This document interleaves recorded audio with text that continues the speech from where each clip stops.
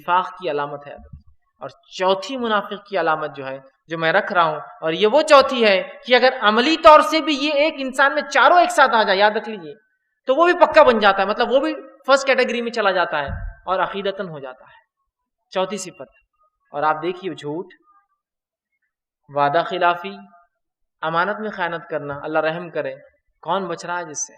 آئیے چوتھی کیا بات ہے، اور چوتھی صفت جو آج میں رکھ رہا ہوں یہ کہ جب بحث ہو جائے، لڑائی ہو جائے تو بد کلامی کرتا ہے، گالی گلوچ کرتا ہے. کیا؟ اگر بحث ہو جائے، لڑائی ہو جائے تو کیا کرتا ہے؟ بد کلامی کرتا ہے، گالی گلوچ کرتا ہے. اور آپ صلی اللہ علیہ وسلم فرمایا وَإِذَا قَاسَمَ فَجَرَا، جب لڑائی ہوتی ہے تو کیا کرتا ہے؟ گالی گلوچ کرتا ہے، بد کلامی بکتا ہے اپنے منہ سے. اور پھر حدیث نے فرمایا جو متفق علیہ روایت عمر بن خطاب راوی ہے، جس میں چار یہ ایک ساتھ آ جائے ایٹ اے ٹائم تو وہ پکا منافق ہے، خالصاً منافق ہے.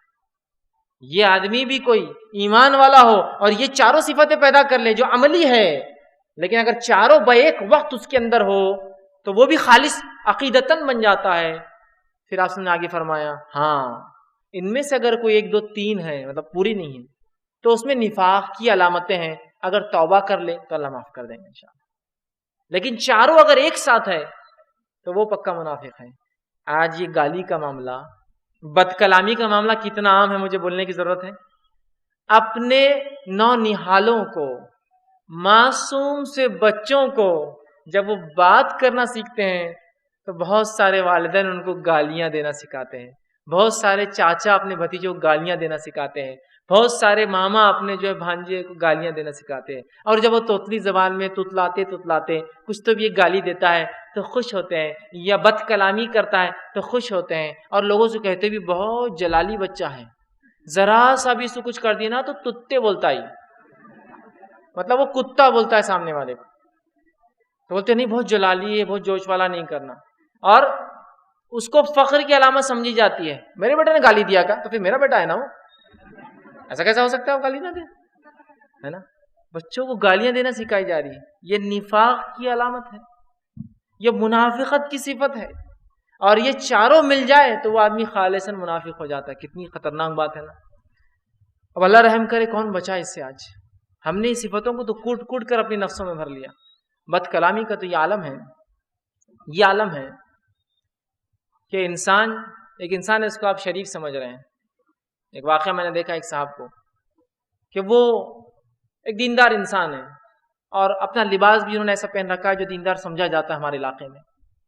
اور وہ کسی سے بات چیت کرنے لگے، بات چیت میں کچھ انبن ہو گئے تو وہ کہنے لگے ابھی ٹوپی اتاروں کہ بتاؤں کیا؟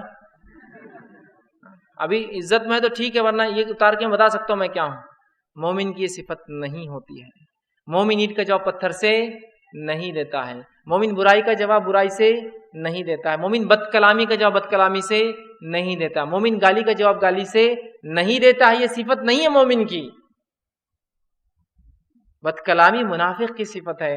مومن بد کلامی نہیں کرتا ہے. نبی اکرم صلی اللہ علیہ وسلم کے گھر سے کچھ یہودی گزرے اور گزرتے گزرتے کہا السلام علیکم، اے محمد صلی اللہ علیہ وسلم تم پر موت ہو.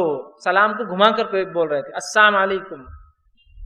تمہاری عائشہ رضی اللہ عنہا جو آپ صلی اللہ علیہ وسلم ایک چہیتی بیوی اور عمر میں ایک چھوٹی بھی تھی، بہت کم آپ کی عمر تھی. آپ صلی اللہ علیہ وسلم کی وفات کے وقت ان کی عمر 19 سال تھی. تو یہ واقعہ ظاہر سی بات ہے آپ کی عمر کے 19 سال سے پہلے کبھی کا ہے. اور بہت جوشیلی تھی. ایک تو ظاہر سی بات ہے نبی کی اطاعت فرمانبرداری اور صحابہ کو بڑی محبت تھی نبی سے، اور نبی اور شوہر تو محبت تو دگنی ہوگی نا، ایک تو شوہر اور پھر دوسرا نبی بھی ہے نا.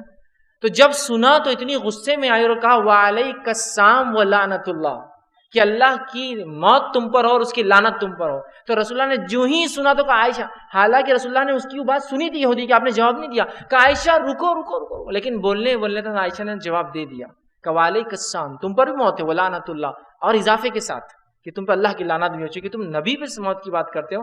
آپ نے کہا عائشہ نرمی کا رویہ اختیار کرو، اچھی بات کرو. اچھا مجھے بھی کوئی برا کہے تو تم کیوں جواب دیتی ہو اس کو برا؟ تم کیوں اپنی زبان خراب کرتی ہو؟ تم کیوں اپنی اس کا وہ کرتی ہو؟ رک جاؤ عائشہ. اور ماں عائشہ پھر رک گئی. ہو سکتا اور کچھ بول دیتی غصے میں آ کے اپنے شوہر کے خلاف کوئی بات کر رہا ہے, اور شوہر سے پہلے وہ نبی اللہ کی کوئی خلاف بات کرے, نبی کی تو ایک عام صحابی برداشت نہیں کریں گے. پھر ایک بیوی ہے وہ ایک نبی کی, اور پھر ظاہر سے عمر میں بھی کم ہے, جو زیادہ ہوتا ہے انسان میں کم عمر میں. تو کہا عائشہ نہیں, بد کلامی نہیں عائشہ, بد کلامی نہیں, اچھی بات کرو. وہ برا ہے تو کیا تم بھی بات کرو گی بری؟ دیکھیے گالی کا جواب گالی سے نہیں, اس نے خالی موت کے الفاظ آ کے جواب دیے نہیں دیے, روک دیا آپ نے. حالانکہ نبی کی نصرت, تائید اور جوابی کاروائی میں یہ کام کیا جا سکتا ہے. کبھی کبھار ایسی باتیں بھی ہو سکتی ہے جو عام حالت میں نہیں کی جا سکتی ہے, لیکن نبی کی تائید میں, اس کی حفاظت میں کی جا سکتی ہے. آپ نے روکا. لیکن آج بد کلامی ایک معمول بن چکا ہے.